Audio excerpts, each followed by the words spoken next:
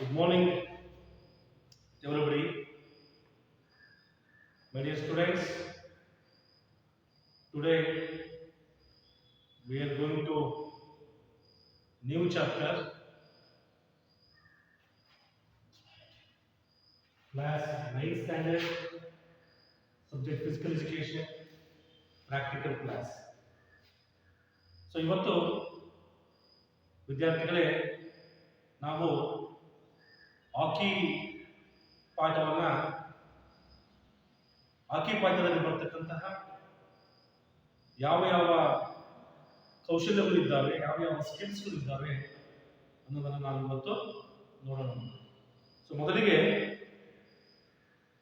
8 ಮತ್ತು 9ನೇ ತರಗತಿಯಲ್ಲಿ ನಾವು ಹಾಕಿಗೆ ಸಂಬಂಧಿಸಿದಂತೆ ಯಾವ ಯಾವ ಕೌಶಲ್ಯಗಳನ್ನು ನಾವು ಕಲಿತಿದ್ದೀವಿ ಅನ್ನೋದನ್ನು ನಾವು ನೋಡೋದಾದ್ರೆ, ಸೊ ಮೊದಲಿಗೆ ಹಾಕಿಯಲ್ಲಿ ನಾವು 8ನೇ ತರಗತಿಯಲ್ಲಿ ಹಾಕಿಯಲ್ಲಿ ಬರ್ತಕ್ಕಂತಹ ಹಾಕಿ ಆಟದ ಇತಿಹಾಸ, ಆಟದಲ್ಲಿ ಬಳಸ್ತಕ್ಕಂತಹ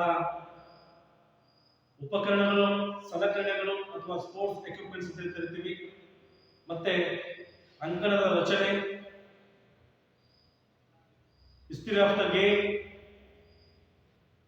ಆಮೇಲೆ ಆಟಗಾರರ ಸಂಖ್ಯೆ ಮತ್ತು ಡ್ಯೂರೇಷನ್ ಆಫ್ ದ ಗೇಮ್, ಇವಿಷ್ಟು ನಾವು 8ನೇ ತರಗತಿಯಲ್ಲಿ ಅಧ್ಯಯನ ಮಾಡಿದ್ದೀವಿ ಮಕ್ಕಳೇ. ಸೊ ಅದನ್ನ ಮತ್ತೆ ಒಂದು ಬಾರಿ ನಾವು ಸ್ವಲ್ಪ ಗ್ಲಾನ್ಸ್ ಮಾಡ್ಕೊಳ್ಬೇಕು, ಮೆಲ್ತಾಗುತ್ತೆ. ಸೊ ಅದಕ್ಕಿಂತ ಮುಂಚೆ ನಿಮಗೆ ಒಂದು ಉತ್ತಮವಾದಂತಹ ಸಂದೇಶವನ್ನು ಕೊಡಲಿಕ್ಕೆ ಇಷ್ಟಪಡ್ತೀನಿ ಮಕ್ಕಳೇ. ಯಾಕೆ ಅಂತಂದ್ರೆ 2020ರಲ್ಲಿ ನಡೀತಕ್ಕಂತಹ ಒಲಿಂಪಿಕ್ಸ್ನಲ್ಲಿ, ಟೋಕಿಯೋ ಒಲಿಂಪಿಕ್ಸ್ನಲ್ಲಿ ನಮ್ಮ ದೇಶದಿಂದ ಹಲವಾರು ಗೇಮ್ಸ್ ಅಲ್ಲಿ, ಗ್ರೂಪ್ ಗೇಮ್ಸ್ ಆಗಿರ್ಬೋದು ಅಥವಾ ಅಥ್ಲೆಟಿಕ್ಸ್ ಆಗಿರ್ಬೋದು, ಎಲ್ಲ ಈವೆಂಟ್ಸ್ಗಳಲ್ಲಿ ನಮ್ಮ ದೇಶದಿಂದ ಅನೇಕ ಕ್ರೀಡಾಪಟುಗಳು ಟೋಕಿಯೋ ಒಲಿಂಪಿಕ್ಸ್ನಲ್ಲಿ ಭಾಗವಹಿಸಿದ್ದಾರೆ. ಅದರಲ್ಲೂ ಇವತ್ತು ನಾನು ಪಾಠ ಮಾಡ್ತಕ್ಕಂತಹ ಹಾಕಿ ಪಾಠಕ್ಕೆ ಸಂಬಂಧಿಸಿದಂತೆ ನಮ್ಮ ದೇಶದಿಂದ ಹಾಕಿ ಕ್ರೀಡೆಯಲ್ಲಿ ಒಲಿಂಪಿಕ್ಸ್ನಲ್ಲಿ ಭಾಗವಹಿಸಿದ್ದಾರೆ. ಅದರಲ್ಲೂ ಮೆನ್ ಸೆಕ್ಷನ್ ಮತ್ತೆ ವುಮೆನ್ ಸೆಕ್ಷನ್ ಎರಡೂ ತಂಡದವರು ಸೆಮಿಫೈನಲ್ಗೆ ಎಂಟ್ರಿ ಆಗಿದ್ದಾರೆ. ಸೊ 41 ವರ್ಷ, 41 ಇಯರ್ಸ್ ಎಗೋ, 41 ವರ್ಷದ ನಂತರ ಇವತ್ತು ನಮ್ಮ ದೇಶದ ಹಾಕಿ ಕ್ರೀಡಾಪಟುಗಳು ಮೆನ್ ಸೆಕ್ಷನ್ ಆಗಿರ್ಬೋದು ಅಥವಾ ವುಮೆನ್ ಸೆಕ್ಷನ್ ಆಗಿರ್ಬೋದು, ಎರಡೂ ತಂಡದವರು ಸೆಮಿಫೈನಲ್ಗೆ ಎಂಟ್ರಿಯನ್ನು ಕೊಟ್ಟಿದ್ದಾರೆ. ಹಾಗಾಗಿ ಇದೊಂದು ಬಹಳ ಸಂತೋಷದ ವಿಚಾರ. ನೀವೆಲ್ಲ ವಿದ್ಯಾರ್ಥಿಗಳು ಟಿವಿಯಲ್ಲಿ, ಮೀಡಿಯಾದಲ್ಲಿ ಒಲಿಂಪಿಕ್ ಗೇಮ್ಸ್ಗಳನ್ನು ನೀವೆಲ್ಲ ನೋಡ್ತಾ ಇದ್ದೀರಿ. ನೋಡಿ, ಈ ಧಾರಾವಾಹಿ ಅಥವಾ ಈ ಬಿಗ್ ಬಾಸ್ ಇದೆಲ್ಲ ನೋಡೋದು ಬಿಟ್ಬಿಟ್ಟು ಎಜುಕೇಶನ್ಗೆ ಸಂಬಂಧಿಸಿದಂತೆ ಸ್ಪೋರ್ಟ್ಸ್ ಆಗಿರ್ಬೋದು, ಒಲಿಂಪಿಕ್ಸ್ ಆಗಿರ್ಬೋದು, ಅಥವಾ ಈಗೆಲ್ಲ ಸರ್ಕಾರದವರೇ ಚಂದನ ವಾಹಿನಿಯಲ್ಲಿ ಎಲ್ಲ ಸಬ್ಜೆಕ್ಟ್ಗೆ ಸಂಬಂಧಿಸಿದಂತೆ ಪಾಠಗಳನ್ನ ಬಿಡ್ತಾ ಇದ್ದಾರೆ. ಸೊ ಹಾಗಾಗಿ ಅಂಥವುಗಳನ್ನು ನೀವು ನೋಡಿಬಿಟ್ಟು ಅದರ ಉಪಯೋಗವನ್ನು ನೀವು ಪಡ್ಕೊಳ್ಬೇಕು. ಸುಮ್ಮನೆ ಯಾವ್ಯಾವುದೋ ಮೊಬೈಲ್ ಬಂತು ಕ್ಲಾಸ್ ಕೇಳಬೇಕು ಅಂತ ಹೇಳ್ಬಿಟ್ಟು ಯಾವುದಾದ್ರು ಗೇಮ್ ಆಡೋದು, ಪಬ್ಜಿ ಗೇಮ್ ಆಡೋದು, ಈ ತರ ಅನೇಕ ವಿದ್ಯಾರ್ಥಿಗಳು ಕೇಳ್ತಾ ಇದ್ದಾರೆ. ಹಾಗಾಗಿ ಸೋಷಿಯಲ್ ಮೀಡಿಯಾದಲ್ಲಿ ಬರ್ತಕ್ಕಂತಹ ಒಳ್ಳೆಯ ಕಾರ್ಯಕ್ರಮಗಳನ್ನ ನೀವೆಲ್ಲ ನೋಡ್ಬಿಟ್ಟು ಅದರ ಉಪಯೋಗವನ್ನು ನೀವು ಪಡ್ಕೊಳ್ಬೇಕು. ಹಾಗಾಗಿ ವಿದ್ಯಾರ್ಥಿಗಳೇ, ಒಲಿಂಪಿಕ್ಸ್ ನಡೀತಾ ಇದೆ, ಒಲಿಂಪಿಕ್ ಕ್ರೀಡಾಕೂಟವನ್ನು ನೀವೆಲ್ಲರೂ ನೋಡಿ ಅದೇ ರೀತಿ ಒಳ್ಳೆಯ ಸ್ಪೋರ್ಟ್ಸ್ ಮ್ಯಾನ್ ಆಗ್ಬೇಕು. ನೀವೆಲ್ಲ ಅದು ಯಾವಾಗ ಆಗ್ತೀರಪ್ಪ ಅಂತಂದ್ರೆ ಸ್ಪೋರ್ಟ್ಸ್ ಮ್ಯಾನಲ್ಲಿ ನೀವು ಫಿಸಿಕಲ್ ಎಜುಕೇಶನ್ ಅಲ್ಲಿ ಭಾಗವಹಿಸಿದಾಗ ಆದಾಗ ಮಾತ್ರ ನೀವು ಒಳ್ಳೆಯ ಕ್ರೀಡಾಪಟುಗಳಾಗ್ತೀರಿ, ಒಳ್ಳೆಯ ಪ್ರಜೆಗಳಾಗ್ತೀರಿ. ನೋಡಿ, ಇನ್ನೊಂದು ಇಂಪಾರ್ಟೆಂಟ್ ವಿಚಾರವನ್ನು ಹೇಳಲಿಕ್ಕೆ ನಾನು ಇಷ್ಟಪಡ್ತೀನಿ ಮಕ್ಕಳೇ. ಇವತ್ತು ನೀವೆಲ್ಲ ನ್ಯೂಸ್ ಪೇಪರ್ ನೋಡ್ತೀರಿ, ಟಿವಿಯಲ್ಲಿ ನ್ಯೂಸ್ ನೋಡ್ತೀರಿ, ಎಲ್ಲ ನೋಡ್ತೀರಿ. ಅದರಲ್ಲೂ ನಮ್ಮ ದೇಶದ ಪ್ರಧಾನಮಂತ್ರಿ ಶ್ರೀ ನರೇಂದ್ರ ಮೋದಿಜಿ ಅವರು ಇವತ್ತೊಂದು ಸ್ಟೇಟ್ಮೆಂಟ್ ಅನ್ನು ಕೊಟ್ಟಿದ್ದಾರೆ. ಏನಂತ ಸ್ಟೇಟ್ಮೆಂಟ್ ಕೊಟ್ಟಿದ್ದಾರಪ್ಪ ಅಂತಂದ್ರೆ, ಯಾರು ಒಲಿಂಪಿಕ್ಸ್ ನಲ್ಲಿ ಭಾಗವಹಿಸಿದ್ದಾರೆ, ಯಾರು ಒಲಿಂಪಿಕ್ ನಲ್ಲಿ ಪದಕಗಳನ್ನ ಭೇಟಿ ಮಾಡಿದ್ದಾರೆ, ಯಾರು ಪದಕಗಳನ್ನು ತಗೊಂಡಿದ್ದಾರೆ, ಅಂತಹ ಕ್ರೀಡಾಪಟುಗಳಿಗೆ ಆಗಸ್ಟ್ 15 ಸ್ವಾತಂತ್ರ್ಯ ದಿನಾಚರಣೆ ನಡೆಯುತ್ತೆ. ಅಂತಹ ಸಮಯದಲ್ಲಿ ಆ ಎಲ್ಲ ಕ್ರೀಡಾಪಟುಗಳನ್ನ ವಿಶೇಷವಾಗಿ ಅವ್ರನ್ನ ಆಹ್ವಾನವನ್ನು ಕೊಟ್ಟಿದ್ದಾರೆ. ಸೊ ನೋಡಿ, ಇದು ಯಾರಿಗೆ ಸಿಗುತ್ತೆ ಈ ತರ. ಹಾಗಾಗಿ ಯಾರು ಕ್ರೀಡೆಯಲ್ಲಿ ಅತ್ಯುನ್ನತ ಸಾಧನೆಯನ್ನ ಮಾಡಿರ್ತಾರೆ ಅಂತ ಕ್ರೀಡಾಪಟುಗಳಿಗೆ ನಮ್ಮ ದೇಶದ ಪ್ರಧಾನಮಂತ್ರಿ ಅವರು ನರೇಂದ್ರ ಮೋದಿಜಿ ಅವರು ಆಗಸ್ಟ್ 15ರಂದು ಎಲ್ಲ ಕ್ರೀಡಾಪಟುಗಳನ್ನ ವಿಶೇಷವಾಗಿ, ಅದರಲ್ಲೂ ಸ್ವಾತಂತ್ರ್ಯ ದಿನಾಚರಣೆ ಎಂದು ಈ ಕ್ರೀಡಾಪಟುಗಳನ್ನ ಅವರು ವೆಲ್ಕಮ್ ಅನ್ನು ಮಾಡಿದ್ದಾರೆ. ಸೊ ಹಾಗಾಗಿ ನೀವು ನಮ್ಮ ವಿದ್ಯಾರ್ಥಿಗಳು, ಸಿರಿಗೆರೆಯಲ್ಲಿ ಹೋಗ್ತಕ್ಕಂಥ ವಿದ್ಯಾರ್ಥಿಗಳು, ಎಲ್ಲ ವಿದ್ಯಾರ್ಥಿಗಳು, ರಾಜ್ಯ ಆಗಿರ್ಬೋದು, ರಾಷ್ಟ್ರ ಆಗಿರ್ಬೋದು, ಅಂತಾರಾಷ್ಟ್ರೀಯ ಮಟ್ಟದಲ್ಲಿ ನೀವು ಯಾವುದಾದ್ರೂ ಒಂದು ಕ್ರೀಡೆಯಲ್ಲಿ ನೀವು ಭಾಗವಹಿಸಿದಾಗ, ಸ್ಪೋರ್ಟ್ಸ್ ಅಲ್ಲಿ ನೀವು ಅಚೀವ್ಮೆಂಟ್ ಮಾಡಿದಾಗ ಇಡೀ ದೇಶಕ್ಕೆ ಕೀರ್ತಿ ತರುವುದಲ್ಲದೆ, ನೀವು ಓದಿರ್ತಕ್ಕಂಥ ಶಾಲೆಗೆ ನಿಮಗೆ ಯಾರು ಟೀಚರ್ಸ್ ಹೇಳ್ಕೊಟ್ಟಿರ್ತಾರೆ ಅಂತಹ ಟೀಚರ್ಸ್ಗೆ ನೀವು ಒಳ್ಳೆಯ ಕ್ರೆಡಿಟ್ ಕೊಟ್ಟಾಗ, ಸೊ ಹಾಗಾಗಿ ನಿಮ್ಮ ಊರಿಗೆ ಕೀರ್ತಿ ಬರುತ್ತೆ, ನೀವು ಓದ್ತಕ್ಕಂಥ ಶಾಲೆಗೆ ಕೀರ್ತಿ ಬರುತ್ತೆ, ನಿಮ್ಮ ರಾಜ್ಯ, ನಿಮ್ಮ ದೇಶಕ್ಕೆ ಎಲ್ಲದಕ್ಕೂ ಸಹ ಕೀರ್ತಿ ಬರುತ್ತೆ. ಹಾಗಾಗಿ ಸ್ಪೋರ್ಟ್ಸ್ ಅಲ್ಲಿ ಸಹ ನೀವೆಲ್ಲ ಅಚೀವ್ಮೆಂಟ್ ಮಾಡಿ ಅಂತ ಹೇಳ್ತಾ, ಇವತ್ತು ನಾನು ಹಾಕಿ ಪಾಠವನ್ನ ಇಂಗ್ಲಿಷ್ ಮೀಡಿಯಂ ಮಕ್ಕಳಿಗೆ ಪ್ರಾರಂಭ ಮಾಡ್ತಾ ಇದ್ದೀನಿ. ಅದರಲ್ಲೂ ನಾವು ಈ ವರ್ಷದಲ್ಲಿ ನಿಮಗೆ 9th ಸ್ಟ್ಯಾಂಡರ್ಡ್ ಅಲ್ಲಿ ಹಲವಾರು ಕೌಶಲ್ಯಗಳು ಬರ್ತಾ ಇದ್ದಾವೆ. ಸೊ ಅದರಲ್ಲಿ ಸ್ಟ್ರೈಕ್ ಕಿಕ್ ಇದೆ, ಪಾಸಿಂಗ್ ಡಯಾಗನಲ್ ಪಾಸ್ ಇದೆ, ಸ್ಕೂಪ್ ಇದೆ, ದಿ ಗೋಲ್ ಕೀಪರ್ ಸ್ಟ್ಯಾನ್ಸ್ ಇದೆ, ಮತ್ತು ಏರಿಯಲ್ ಸ್ಟಾಪ್ ಇದೆ. ಈ ತರ ಅನೇಕ ಕೌಶಲ್ಯಗಳನ್ನು ನಾವು ಈ ವರ್ಷ ನಾವು ಕಲಿಯೋಣ ಮಕ್ಕಳೇ. ಈ ಕಲಿಯಕ್ಕಿಂತ ಮುಂಚೆ ನಾವು 8ನೇ ತರಗತಿಯಲ್ಲಿ ಥಿಯರಿ ಭಾಗದಲ್ಲಿ ನಾವೇನು ಓದಿದೀವಿ, ಪ್ರಾಕ್ಟಿಕಲ್ ಪಾರ್ಟ್ ಅಲ್ಲಿ ನಾವೇನು ಓದಿದೀವಿ ಅನ್ನೋದನ್ನ ನಾವು ಸ್ವಲ್ಪ ತಿಳ್ಕೊಂಡು ಹೋಗೋಣ. ಸೊ ಅದರಲ್ಲಿ ಥಿಯರಿ ಭಾಗದಲ್ಲಿ ಹಿಸ್ಟರಿ ಆಫ್ ದ ಗೇಮ್ ನಾವು ಅಧ್ಯಯನ ಮಾಡಿದ್ದೀವಿ, ಮತ್ತು ಆಟದಲ್ಲಿ ಬಳಸತಕ್ಕಂತಹ ಕ್ರೀಡಾ ಸಾಮಗ್ರಿಗಳು, ಸ್ಪೋರ್ಟ್ಸ್ ಎಕ್ವಿಪ್ಮೆಂಟ್ಸ್,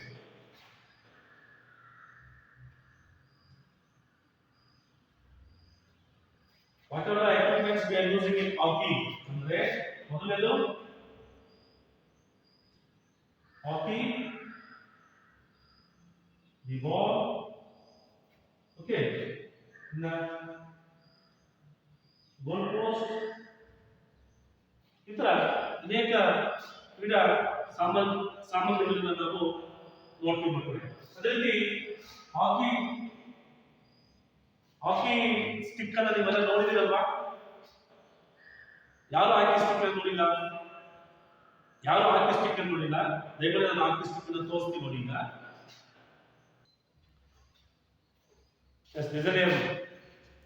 ಆಕ್ಚುಲಿ ನಾನು ಹಾಕಿ ಸ್ಟಿಕ್ನ ನಿಮಗೆ ಅದನ್ನ ಸ್ಟಿಕ್ ನ ತೋರಿಸ್ಬೇಕಂತ ಇದ್ದಲ್ವಾ? ಸೊ ನೋಡಿ, this is the hockey stick. ನೋಡಿದ್ರಲ್ಲ ಎಲ್ಲ? ಓಕೆ, ಈ ಹಾಕಿ ಸ್ಟಿಕ್ ನ ನೀವೆಲ್ಲ ನೋಡಿದ್ರಿ ಮತ್ತೆ. ಹಾಗಾದ್ರೆ ಹಾಕಿ ಸ್ಟಿಕ್ ನ ತೂಕ ಎಷ್ಟಿರುತ್ತೆ, ಅದು ಎಷ್ಟು ಇಂಚ್ ಉದ್ದ ಇರುತ್ತೆ ಅನ್ನೋದನ್ನ ತಿಳ್ಕೊಳ್ಬೇಕು. ಸೊ ಹಾಕಿ ಸ್ಟಿಕ್ ಬಂದ್ಬಿಟ್ಟು 737 grams, 737 grams ನಷ್ಟು ತೂಕ ಇರುತ್ತೆ, ಮತ್ತು 36 to 39 inches. ನೋಡಿ, 36 to 39 inches ನೋಡಿ.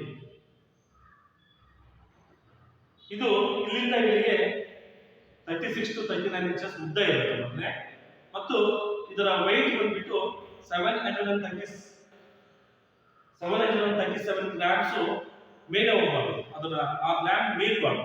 ಸೊ 737 ಗ್ರಾಮ್ಸ್ ನಷ್ಟು ಈ ಹಾಕಿ ಸ್ಟಿಕ್ ನ ತೂಕ ಇರುತ್ತೆ. ಓಕೆ, ಹಾಕಿ ಸ್ಟಿಕ್ ಬಗ್ಗೆ ಗೊತ್ತಾಯ್ತು. ಇನ್ನ ದಿ ಬಾಲ್. ಸೊ ಇಲ್ಲಿ ಬಾಲ್ ಆದ್ರೂ ಅಷ್ಟೇ 25 to 27 ಗ್ರಾಮ್ಸ್ ಸರ್ಕಂಫರೆನ್ಸ್ ಇರುತ್ತೆ, ಸುತ್ತಳತೆ ಇರುತ್ತೆ. ಓಕೆ, ಈ ಬಾಲ್ ನ ಸುತ್ತಳತೆ ಬಂದ್ಬಿಟ್ಟು 25 to 27 ಸೆಂಟಿಮೀಟರ್ ನಮಗೆ ಸುತ್ತಳತೆ ಈ ಬಾಲ್ ಬರುತ್ತೆ. ಓಕೆ, ಮತ್ತೆ ನಮ್ಮ ಹಾಕಿ ಸ್ಟಿಕ್ ಬಗ್ಗೆ ಗೊತ್ತಾಯ್ತು, ಹಾಕಿ ಬಾಲ್ ಬಗ್ಗೆ ಗೊತ್ತಾಯ್ತು. ಈಗ ಗೋಲ್ ಪೋಸ್ಟ್ ಅನ್ನು ನಾವಲ್ಲಿ ಯೂಸ್ ಮಾಡ್ತಿರುತ್ತೆ.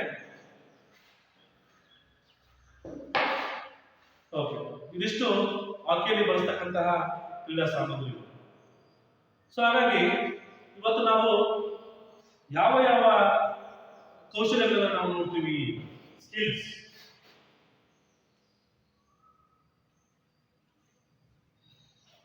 ಸೊ ಸ್ಕಿಲ್ಸ್ ಬಂದ್ಬಿಟ್ಟು ಒಂದೊಂದು strike, heat,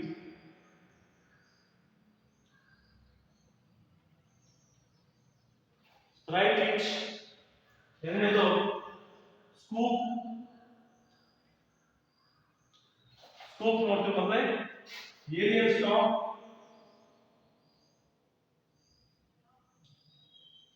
aerial stop. The fourth one, passing. Passing, ಅದರಲ್ಲಿ diagonal pass ಅಂತ ಹೇಳಿ, diagonal pass ಅಂತ ಹೇಳಿ.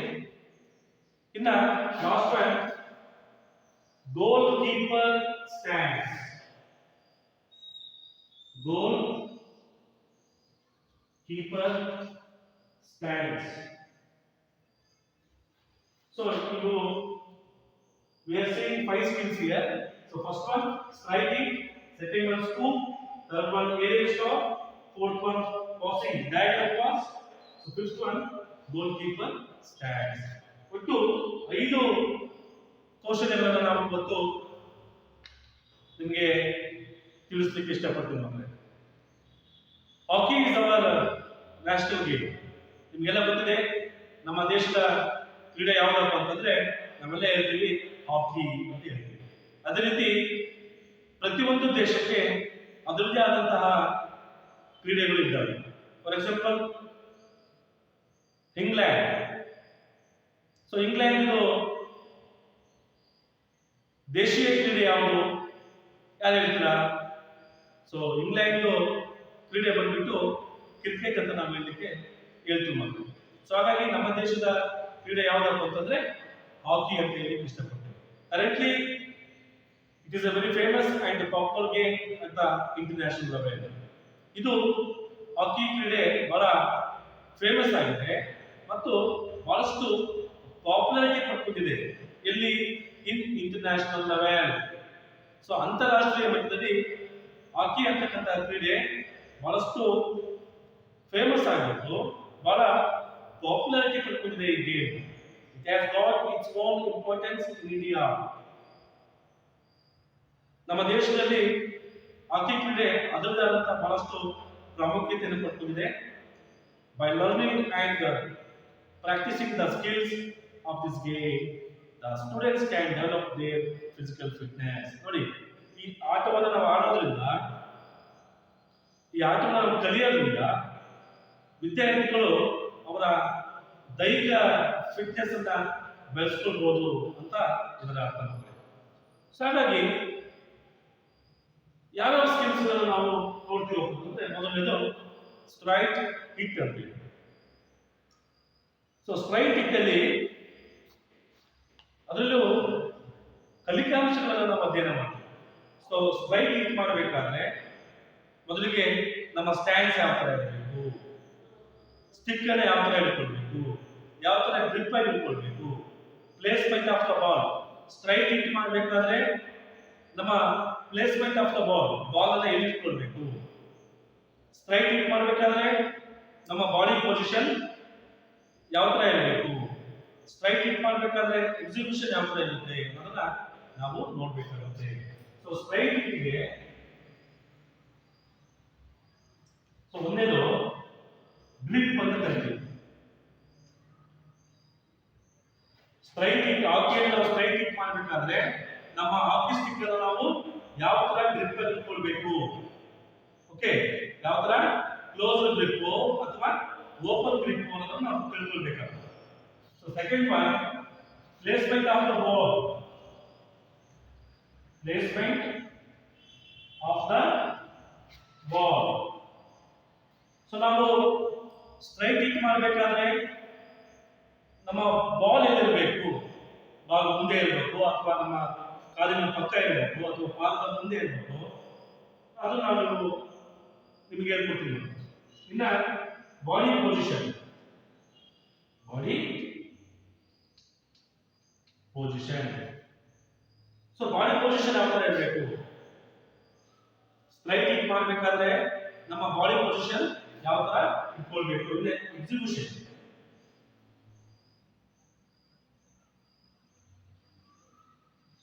ಯಾವ ತರ ನಾವು ಸ್ಟ್ರೈಟ್ ಕಿಕ್ ಅನ್ನ ಎಕ್ಸಿಕ್ಯೂಟ್ ಮಾಡ್ತೀವಿ ಅನ್ನೋದನ್ನ ನೋಡೋಣ. ಅಲ್ಲಿ ಚಿತ್ರದಲ್ಲಿ ಕೊಟ್ಟಿದ್ದಾರೆ ನೋಡಿ. ಸೊ ಅಲ್ಲಿ 3 ವಿದ್ಯಾರ್ಥಿಗಳು ಇದ್ದಾರೆ. ಒಬ್ಬರು ಸ್ಟಿಕ್ ಈ ತರ ಇದೆ, ಸೊ ಒಬ್ರು ಕೆಳಗಡೆ ಇಟ್ಟಿದ್ದಾರೆ, ಒಬ್ರು ಈ ತರ ಹೋಗಿದ್ದಾರೆ. ಅಂದ್ರೆ ಅದರ ಅರ್ಥ ಅಲ್ಲಿ 3 ಕೌಂಟ್ ಮಾಡ್ತಾರೆ. So first one count ball ಈಗ ಕೆಳಗಡೆ ಇದೆ. ನಿಮ್ಮ ಟೆಕ್ಸ್ಟ್ ಬುಕ್ ಅಲ್ಲಿ ಇವೆಲ್ಲ ನೋಡ್ಬೇಕು. ಸ್ಟ್ರೈಟ್ ಕಿಕ್ ಮಾಡಬೇಕಾದ್ರೆ ನಮ್ಮ ಬಾಡಿ ಪೊಸಿಷನ್ ಯಾವ ತರ ಇರಬೇಕು, ನಾವು ಯಾವ ತರ ಹಾಕಿ ಸ್ಟಿಕ್ ಅನ್ನ ಗ್ರಿಪ್ ಅಲ್ಲಿ ಇಟ್ಕೊಳ್ಬೇಕು, ಎಕ್ಸಿಕ್ಯೂಟ್ ಯಾವ ತರ ಮಾಡಬೇಕು ಅನ್ನೋದನ್ನ ನಿಮ್ಮ ಟೆಕ್ಸ್ಟ್ ಬುಕ್ ಅಲ್ಲಿ ಚಿತ್ರವನ್ನ ಅಲ್ಲಿ ಚಿತ್ರದಲ್ಲಿ ಕೊಟ್ಟಿದ್ದಾರೆ ನೋಡಿ. ಸೊ ನೋಡಿ, ಈ ತರ ಸ್ಟಿಕ್ ಅನ್ನ ಇಟ್ಟಿದ್ದಾರೆ. First step. ಸೊ ಡಯಾಗ್ನಲ್ ಇದಾವೆ ಕಾಲುಗಳು, ಎಡಗಾಲ ಮುಂದೆ ಬಲಗಾಲ ಹಿಂದೆ ಇದೆ. ಸೊ ಲೈಟ್ ಆಗಿ ಅಲ್ಲಿ ಹಾಕಿ ಸ್ಟಿಕ್ ಅನ್ನ ನಾವು ಯಾವ ತರ ಇಟ್ಕೊಂಡಿದ್ದಾರೆ, ಯಾವ ಗ್ರಿಪ್ ಇಟ್ಕೊಂಡಿದ್ದಾರೆ, ಓಪನ್ ಗ್ರಿಪ್. ನಿಮಗೆ ಲಾಸ್ಟ್ ಕ್ಲಾಸ್ ಇವೆಲ್ಲ ನೋಡಿದಿರಿ, ಇವೆಲ್ಲ ಅಧ್ಯಯನ ಮಾಡಿದಿರಿ. ಹಾಕಿ ಸ್ಟಿಕ್ ಪಾಠದಲ್ಲಿ ನಾವು ಹೇಳ್ಕೊಟ್ಟಿದ್ದೀವಿ ನಾವು ನಿಮಗೆ. ಅಲ್ಲಿ ಹಾಕಿ ಸ್ಟಿಕ್ ಅನ್ನ ಇಟ್ಕೊಳ್ಬೇಕಾದ್ರೆ ಗ್ರಿಪ್ 2 ರೀತಿ ಬರುತ್ತೆ. ಒಂದು ಓಪನ್ ಗ್ರಿಪ್, ಇನ್ನೊಂದು ಕ್ಲೋಸ್ಡ್ ಗ್ರಿಪ್. ಸೊ ಇಲ್ಲಿ ಸ್ಟ್ರೈಟ್ ಕಿಕ್ ಮಾಡಬೇಕಾದ್ರೆ ನಾವು ಓಪನ್ ಗ್ರಿಪ್ ಅನ್ನ ಇಟ್ಕೊಳ್ತೀವಿ. ಒಂದು left hand end of the stick ಇದೆ, so right hand middle of the stick ಇದೆ. So this is the position, this is the open grip. Okay, so ನೋಡಿ ball ಅಲ್ಲಿ ಮುಂದೆ ಇದೆ. ಸೊ ಫಸ್ಟ್ ಸ್ಟೆಪ್ ಏನಾಗಿದೆ, ಸೊ ಫಸ್ಟ್ ಸ್ಟೆಪ್ ಇದು ಅವನು ready ಇದ್ದಾನೆ ಅವನು ಹೊಡಿಲಿಕ್ಕೆ. ಸೊ ಸೆಕೆಂಡ್ ಸ್ಟೆಪ್ ಏನಿದೆ, ಸ್ಟಿಕ್ ಏನಾಗಿದೆ ಕೆಳಗಡೆ ಬಂದಿದೆ. ಸೊ ಇಲ್ಲಿ ಸೆಕೆಂಡ್ ಸ್ಟೆಪ್ ಗೆ ಸ್ಟಿಕ್ ಇನ ಬಾಲ್ ಹೊಡೆದಿದ್ದಾನೆ. ಸೊ ಥರ್ಡ್ ಸ್ಟೆಪ್ ಏನಾಗಿದೆ, ಸ್ವಲ್ಪ ಇಲ್ಲಿ ಏನಾಗಿದೆ ಈ ತರ ಮೇಲೆ ಬಂದಿದೆ. ಓಕೆ, ಸೊ ಇದು 3 ಸ್ಟೆಪ್ ಅಲ್ಲಿ ನಿಮಗೆ ಟೆಕ್ಸ್ಟ್ ಬುಕ್ ಅಲ್ಲಿ ಕೊಟ್ಟಿದ್ದಾರೆ. ಅದನ್ನ ನೀವು ಅಬ್ಸರ್ವ್ ಮಾಡಿ ಆ ಸ್ಕಿಲ್ ಅನ್ನು ಕಲಿಬೇಕಾಗುತ್ತೆ. Grip, hands together 2 to 3 inches below the top of the stick. ಅದರಲ್ಲಿ ಈ ಸ್ಟ್ರೈಟ್ ಕಿಕ್ ಹೊಡಿಬೇಕಾದ್ರೆ ಹ್ಯಾಂಡ್ಸ್ ಟುಗೆದರ್ ಇರಬೇಕು. 2 ರಿಂದ 3 ಇಂಚು ಡಿಫರೆನ್ಸ್ ಇರಬೇಕು below the top of the stick. ಅಂದ್ರೆ ಸೊ ನೋಡಿ ಅಲ್ಲಿ ಇಟ್ಕೊಂಡಿದ್ದಾರೆ ನೋಡಿ, 2 ರಿಂದ 3 ಇಂಚಸ್ ಈ ತರ ಡಿಸ್ಟೆನ್ಸ್ ಇರುತ್ತೆ. So next placement of the ball. ಎರಡನೇದು ಫಲಿತಾಂಶ ಏನಿರುತ್ತೆ, placement of the ball. Keep the ball in front of the left foot to at a distance of 9 to 12 inches. Second year ಅವನೇನೋ ಚಿತ್ರದಲ್ಲಿ ನೋಡಿ ಸ್ಟಿಕ್ ಇಂದ ಹೊಡಿತಾ ಇದ್ದಾನೆ ಬಾಲ್ಗೆ. ಸೊ ಅದು ಪ್ಲೇಸ್ಮೆಂಟ್ ಆಫ್ ದ ಬಾಲ್. ಅವನು ಸ್ಟಿಕ್ ಇಂದ ಹೊಡಿಬೇಕಾದ್ರೆ ಬಾಲ್ ಎಲ್ಲಿ ಇಟ್ಕೊಳ್ಬೇಕಪ್ಪ ಅಂತಂದ್ರೆ keep the ball in front of the left foot. ನಮ್ಮ ಎಡಗಾಲ ಏನಿದೆ ಅಲ್ವಾ, ಸೊ ಅದನ್ನ ಮುಂದೆ ಬಾಲ್ ಇಟ್ಕೊಳ್ಬೇಕು. ಅದು ಎಷ್ಟು ಇಂಚಸ್ ಡಿಫರೆನ್ಸ್ ಇರಬೇಕಪ್ಪ ಅಂತಂದ್ರೆ ನಮ್ಮ ಟೋ ಇಂದ 9 to 12 ಇಂಚಸ್ ಮುಂದೆ ಇಟ್ಕೊಳ್ಬೇಕು ಬಾಲ್ನ. ಸೊ ಇನ್ನ ಥರ್ಡ್ ಏನಿರುತ್ತೆ, ಬಾಡಿ ಪೊಸಿಷನ್. ಬಾಡಿ ಪೊಸಿಷನ್ ಯಾವ ತರ ಇರಬೇಕಪ್ಪ ಅಂತಂದ್ರೆ left leg forward, right leg diagonally behind.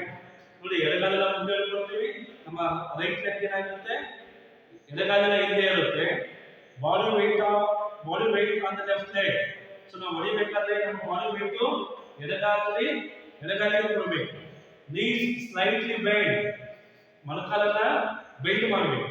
Left shoulder pointing towards the target. ನಮ್ಮ ಶೋಲ್ಡರ್ ಲೆಫ್ಟ್ ಇದೆ ಅಲ್ವಾ, so pointing towards the target. ಇಲ್ಲಿ ನಾವು ಹೊಡಿತಾ ಇದ್ದೀವಿ ಆ ಟಾರ್ಗೆಟ್ ಗೆ ಹೋಗ್ತಾ ಇರ್ಬೇಕು. Forehead over the ball. ನೋಡಿ ನಮ್ಮ ಫೋರ್ ಹೆಡ್ ಇದೆ ಅಲ್ವಾ, ಸೊ ಅದು ಬಾಲ್ ಮೇಲೆ ದೃಷ್ಟಿ ಇರಬೇಕು, ಅರ್ಥಾಯ್ತಲ್ವಾ. ಸೊ ಇದು ಸ್ಟ್ರೈಟ್ ಹಿಟ್ ಮಾಡಬೇಕಾದ್ರೆ ಬಾಡಿ ಪೊಸಿಷನ್ ಏನಾಗುತ್ತೆ, ಮೊದಲು ಲೆಫ್ಟ್ ಲೆಗ್ ಫಾರ್ವರ್ಡ್, ಎಡಗಾಲನ್ನ ಮುಂದೆ ಇಟ್ಟಿರ್ತೀವಿ, right leg back and behind. ನೋಡಿ ನಮ್ದು ರೈಟ್ ಲೆಗ್ ಇದೆ ಅಲ್ವಾ, ಇಲ್ಲಿ ಅದು ಬಿಹೈಂಡ್, ಎಡಗಾಲಿನ ಹಿಂದೆ ಇರುತ್ತೆ right leg. Body weight on the left leg. ನಮ್ಮ ಬಾಡಿ ವೆಯ್ಟ್ ಲೆಫ್ಟ್ ಲೆಗ್ ಗೆ ಬೀಳಬೇಕು. ನೀಸ್ ಸ್ಲೈಟ್ಲಿ ಬೆಂಡ್, ಮೊಣಕಾಲನ್ನ ಬೆಂಡ್ ಮಾಡಬೇಕು. ಲೆಫ್ಟ್ ಶೋಲ್ಡರ್ ಪಾಯಿಂಟಿಂಗ್ ಟುವರ್ಡ್ಸ್, ಆಮೇಲೆ forehead over the ball. ನಮ್ಮ ದೃಷ್ಟಿ ಬಾಲ್ ಕಡೆ ಇರಬೇಕು. ಇನ್ನ ಎಕ್ಸಿಕ್ಯೂಷನ್, ಎಕ್ಸಿಕ್ಯೂಟ್ ಯಾವ ತರ ಮಾಡೋದು ಈ ಸ್ಕಿಲ್ ಅಂತಂದ್ರೆ, spin the stick back with the wrist band. ನೋಡಿ ಅಲ್ಲಿ ಕೊಟ್ಟಿದ್ದಾರೆ ನೋಡಿ, third point. Spin the stick back with the wrist band, the stick head moving up to the shoulder level and with a forward movement of the stick. Strike the middle of the ball with the middle of the blade. ಅಲ್ಲಿ ನಿಮಗೆ execute ಮಾಡೋದು ಅಲ್ಲಿ ಚಿತ್ರದಲ್ಲಿ ಕೊಟ್ಟಿದ್ದಾರೆ ನೋಡಿ. ಇನ್ನ last ಇದು, so ನಾನು ಫಲಿತಾಂಶವನ್ನು ಬರೀಬೇಕು. Follow through, so follow through. So last question ಏನಿರುತ್ತೆ, ಫಾಲೋ ಥ್ರೂ, ಅಂತ್ಯಾನುಗತ ಅಂತ ನಾವು ಕನ್ನಡದಲ್ಲಿ ಕರಿತೀವಿ. After the contact of the ball, wing of the stick should be continued in the line of the ball movement. So ನಾವು ಅದನ್ನ straight smash ಮೇಲೆ ನಾವು ball movement ಗೆ ಕಂಟಿನ್ಯೂ ಮಾಡ್ತಾ ಹೋಗಬೇಕು. The weight is transfer to the front foot as the ball is contacted. ನಮ್ಮ body weight ಏನಾಗುತ್ತೆ, ಕಾಲ ಮೇಲೆ ಬೀಳ್ತಾ ಬಾಲ್ ನ ಕಾಂಟ್ಯಾಕ್ಟ್ ಮಾಡ್ತಾ ನಾವು ಕನೆಕ್ಟ್ ಮಾಡ್ಕೊಳ್ತಾ ನಾವು ಕಂಟಿನ್ಯೂ ಮಾಡ್ಕೊಳ್ತಾ ಹೋಗ್ಬೇಕು. ಇದು ಸ್ಟ್ರೈಟ್ ಹಿಟ್ ಬಗ್ಗೆ ಗೊತ್ತಾಗುತ್ತೆ. ಇನ್ನ ಸ್ಕೂಪ್, ಎರಡನೇ ಕ್ವಶನ್ ಏನಿರುತ್ತೆ, ಸ್ಕೂಪ್ ಬಹಳ ಒಳ್ಳೆಯ ಕೌಶಲ್ಯ ಇದೆ. ಇಲ್ಲಿ ಸ್ಕೂಪ್ ಅಲ್ಲಿ ಯಾರು ನೋಡಿದ್ರ, ಸ್ಕೂಪ್ ಸ್ಕಿಲ್ ಯಾವ ತರ ಇರುತ್ತೆ ನೋಡಿದ್ರ, ಜಸ್ಟ್ ಏನಿಲ್ಲ ನೋಡಿ ಈ ತರ ಇರುತ್ತಲ್ವಾ, ಬಾಲ್ ಅನ್ನು ತಿಳ್ಕೊಳ್ಳಿ, ಸ್ಟಿಕ್ ಅನ್ನ ಕೆಳಗಡೆ ಇಟ್ಕೊಳ್ಬೇಕು, ಈ ತರ ಏನ್ ಮಾಡ್ಬೇಕು ನಾವು, ಈ ತರ ಸ್ಕೂಪ್ ಮಾಡಬೇಕು. ಬಾಲ್ ನ ನಾವೇನ್ ಮಾಡಬೇಕು, ಸ್ಟಿಕ್ ಕೆಳಗಡೆಯಿಂದ ನಾವು ಬಾಲ್ ನ ಎಬ್ಬಿಸಬೇಕು. ಓಕೆ, ಅದಕ್ಕೆ ನಾವು ಸ್ಕೂಪ್ ಅಂತ ಹೇಳಿ ಕರಿತೀವಿ. ಯಾವ ತರ ಸ್ಕೂಪ್ ಯಾವ ತರ ಮಾಡಬೇಕು ಅಂತಂದ್ರೆ, grip to hand it, open grip ಇಟ್ಕೊಳ್ಬೇಕು. Left hand at the top of the stick. ನೋಡಿ ಓಪನ್ ಗ್ರಿಪ್ ಅಂತಂದ್ರೆ ಇದು left hand top of the stick. So ಇದು ಈ ತರ ಇಟ್ಕೊಳ್ಬೇಕು. Right hand at the middle or little above the middle of the stick. So middle ಆದ್ರೂ ಇಟ್ಕೊಳ್ಬಹುದು ಅಥವಾ ಇದಾದ್ರೂ ಇಟ್ಕೊಳ್ಬಹುದು. ಸ್ಕೂಪ್ ಮಾಡೋದಕ್ಕೆ ಅನುಕೂಲ ಆಗುತ್ತೆ. ಆದಷ್ಟು ಸೆಂಟ್ರಿಕ್ಕಿಂತ ಸ್ವಲ್ಪ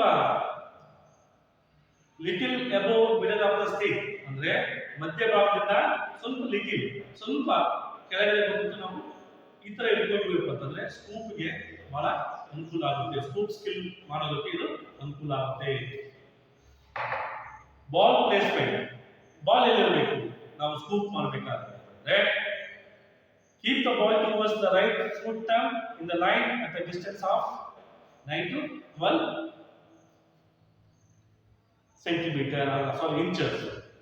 ನೋಡಿ 9 ರಿಂದ 12 ಇಂಚಸ್ ಮುಂದೆ ಇರಬೇಕು ball. Keep the ball towards the right foot turn. Okay, so ಅಲ್ಲಿ ನಮ್ಮ ರೈಟ್ ಫುಟ್ ಏನಿರುತ್ತಲ್ವಾ ಅಲ್ಲ ಮುಂದೆ ಬಾಲ್ ನ ಇಟ್ಕೊಳ್ಬೇಕು ಅಂತ ಹೇಳ್ತಾರೆ. ಇನ್ನ body position, left foot forward, left foot to slightly turning towards right side, right foot behind instep of the right foot, face towards the left heel, body weight on the right foot, left shoulder raised, right shoulder down, body squarely towards the target. ನೋಡಿ ಅಲ್ಲಿ ಚಿತ್ರದಲ್ಲಿ ಬಹಳ ಚೆನ್ನಾಗಿ ಕೂತಿದೆ. So ball ಹತ್ರ stick ಒಯ್ಯಬೇಕು. So ಬಲಗಾಲ ಮುಂಗಡೆ ball ಇಟ್ಕೊಳ್ಬೇಕು. So ಆದಷ್ಟು ಕೆಳಭಾಗದಿಂದ ನಾವೇನು ಮಾಡಬೇಕು, ಸ್ಕೂಪ್ ಅನ್ನ ಮಾಡಬೇಕು. ಇನ್ನು ಎಕ್ಸಿಕ್ಯೂಟ್ ಯಾವ ತರ ಮಾಡಬೇಕು, flat side of the stick blade, ಇದಕ್ಕೆ ನಾವು ಬ್ಲೇಡ್ ಅಂತ ಕರಿತೀವಿ. Flat side of the stick blade ನೋಡಿ ಇದು should be under the blade the ball. So ball ಆದಷ್ಟು ಕೆಳಗಡೆಗೆ ನಾವು ಇಟ್ಕೊಳ್ಬೇಕು. Body weight shifted from the right foot to left foot with rotation of the crank. Body weight front foot ಇದೆ ಇಟ್ಕೊಳ್ಬೇಕು.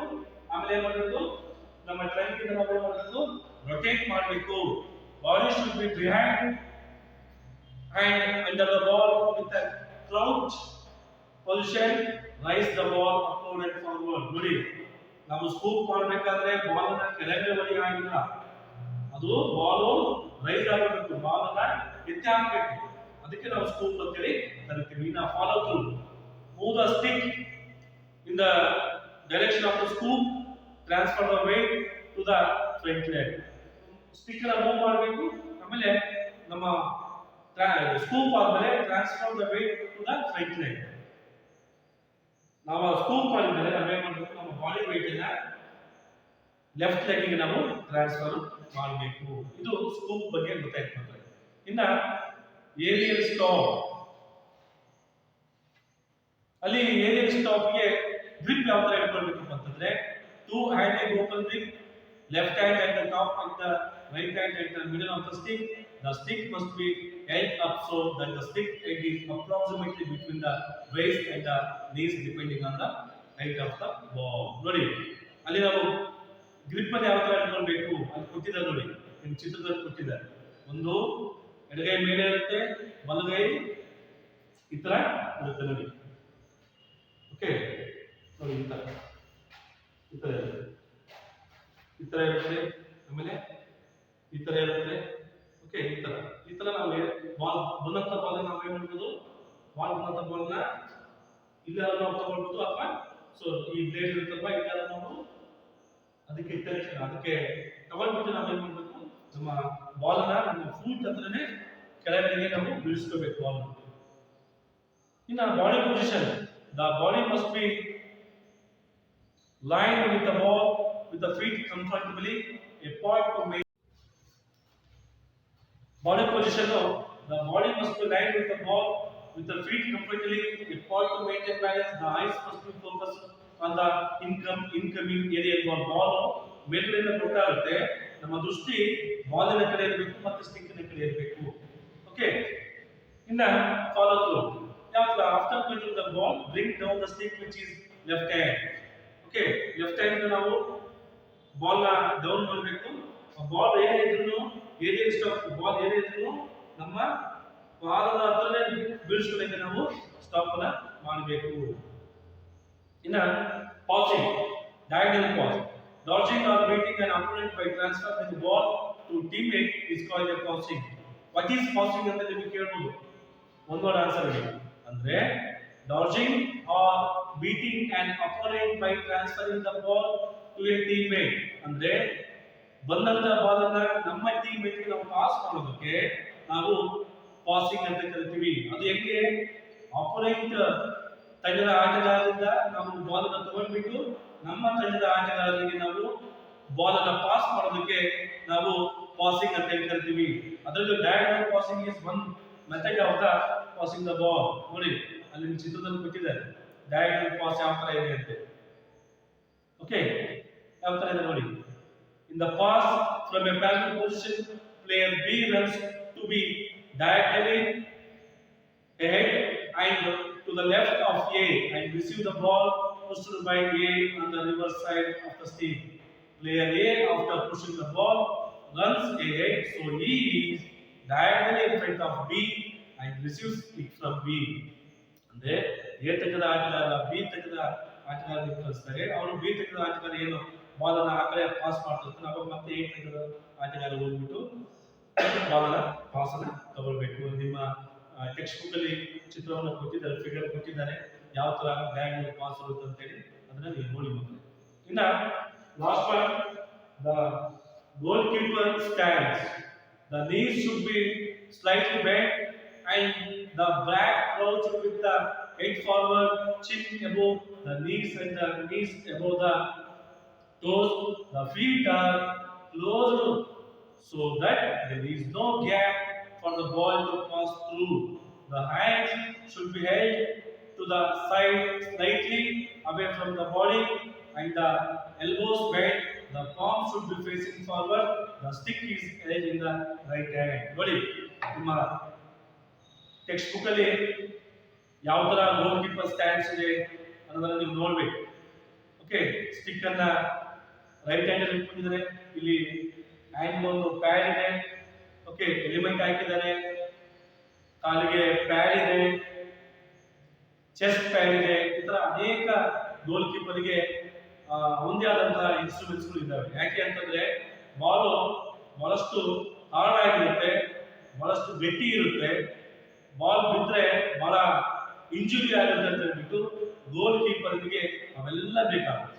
Shin guard ಬೇಕು, element ಬೇಕು, mouth guard ಬೇಕು, chest guard ಬೇಕು, ಹಾಕಿ ಸ್ಟಿಕ್ ಬೇಕು, ನೀ ಪ್ಯಾಡ್ ಬೇಕು, ಶಿನ್ ಗಾರ್ಡ್ ಬೇಕು, ಶೂಸ್ ಬೇಕು. ಇವೆಲ್ಲ ಸಹ ಗೋಲ್ ಕೀಪರ್ಗೆ ಅತ್ಯವಶ್ಯಕವಾಗಿ ಬೇಕಾಗುತ್ತೆ. ಯಾಕಪ್ಪ ಅಂತಂದ್ರೆ ಹಾಕಿ ಬಾಲ್ ಬಹಳ ಸ್ಟ್ರಾಂಗ್ ಆಗಿರುತ್ತೆ, ಗಟ್ಟಿ ಇರುತ್ತೆ, ಬಾಲ್ ಬಿದ್ರೆ ಏನಾಗುತ್ತೆ ಇಂಜುರಿ ಆಗ್ತದೆ ಅಂತ ಹೇಳ್ಬಿಟ್ಟು ಗೋಲ್ ಕೀಪರ್ ಎಲ್ಲ ಎಕ್ವಿಪ್ಮೆಂಟ್ಸ್ ಅನ್ನ ಹಾಕೊಂಡ್ಬಿಟ್ಟು ಗೋಲ್ ನ ಸೇವ್ ಮಾಡೋದಕ್ಕೆ ಅವನು ರೆಡಿ ಆಗಿದೆ. ಇನ್ನೊಂದು ನಾನು ಪ್ರಮುಖ ಅಂಶವನ್ನು ಹೇಳ್ತೀನಿ ಅಂದ್ರೆ, ನಮ್ಮ ದೇಶದ ಸುನೀತಾ ಅಂತಕ್ಕಂಥವ್ರು ಗೋಲ್ ಕೀಪರ್ ಇದ್ದಾರೆ. ಅವರು ಒಲಿಂಪಿಕ್ ನಲ್ಲಿ ಭಾಗವಹಿಸಿದ್ದಾರೆ. ಸೆಮಿಫೈನಲ್ ಅಲ್ಲಿ ಆಸ್ಟ್ರೇಲಿಯಾ ಮೇಲೆ ಟೀಮ್ ಅನ್ನ ಗೆಲ್ಲಿಸ್ತಾರೆ ಅವರು ಗೋಲ್ ಕೀಪರ್. ಸತತ 8 ಪೆನಾಲ್ಟಿ ಕಾರ್ನರ್ ಇಂದ ಅವರು ಗೋಲ್ ಅನ್ನು ಸೇವ್ ಮಾಡಿಬಿಟ್ಟು ಭಾರತ ದೇಶವನ್ನ ಸೆಮಿಫೈನಲ್ಗೆ ಎಂಟ್ರಿ ಆಗಲಿಕ್ಕೆ ಇವರು ಗೋಲ್ ಕೀಪರ್ ಕಾರಣ ಆಗ್ತಾರೆ. ಹಾಗಾಗಿ ಹಾಕಿ ಆಟ ಆಗಿರ್ಬೋದು, ಫುಟ್ಬಾಲ್ ಆಗಿರ್ಬೋದು, ಹ್ಯಾಂಡ್ ಬಾಲ್ ಆಗಿರ್ಬೋದು, ಎಲ್ಲ ಏನು ಗೇಮ್ಗಳು ಇದ್ದಾವೆ ಆ ಎಲ್ಲ ಗೇಮ್ಗಳಲ್ಲಿ ಗೋಲ್ ಕೀಪರ್ ನ ಪಾತ್ರ ಬಹಳ ಪ್ರಮುಖ ಪಾತ್ರ ವಹಿಸುತ್ತೆ. ಗೋಲ್ ಕೀಪರ್ ಏನಾದ್ರು ಡಮ್ಮಿ ಇದ್ಬಿಟ್ರೆ ಸಾಕಷ್ಟು ಅಪೋನೆಂಟ್ ತೆಗೆದ ಆಟಗಾರರು ಸಾಕಷ್ಟು ಗೋಲ್ ಅನ್ನ ಮಾಡಲಿಕ್ಕೆ ಸ್ಟಾರ್ಟ್ ಮಾಡ್ತಾ ಹೋಗ್ತಾರೆ. ಹಾಗಾಗಿ ಗೋಲ್ ಕೀಪರ್ ಬಹಳ ಸ್ಟ್ರಾಂಗ್ ಆಗಿರ್ಬೇಕು, ಗೋಲ್ ಕೀಪರ್ ಬಹಳ ಸ್ಪೋರ್ಟಿವ್ ಆಗಿರ್ಬೇಕು.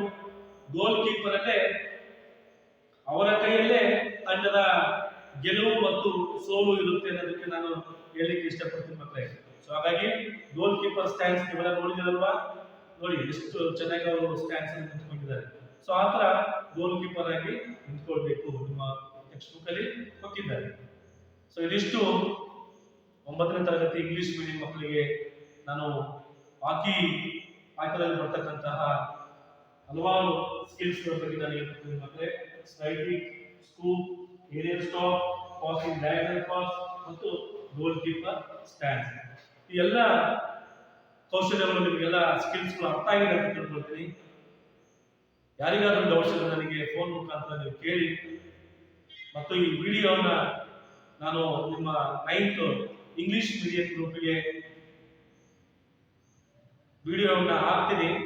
ಎಲ್ಲರೂ ಸಹ ವಿಡಿಯೋವನ್ನು ನೋಡ್ಬಿಟ್ಟು ನೀವು ಸಬ್ಸ್ಕ್ರೈಬ್ ಆಗಿ ಅಂತ ಹೇಳ್ತಾ, ಎಲ್ಲರಿಗೂ ಪಾಠ ಅರ್ಥ ಆಗಿದೆ ಅಂತ ತಿಳ್ಕೊಳ್ತಾ ಈ ಪಾಠವನ್ನು ಮುಗಿಸ್ತಾ ಇದ್ದೇನೆ. ನಮಸ್ಕಾರ.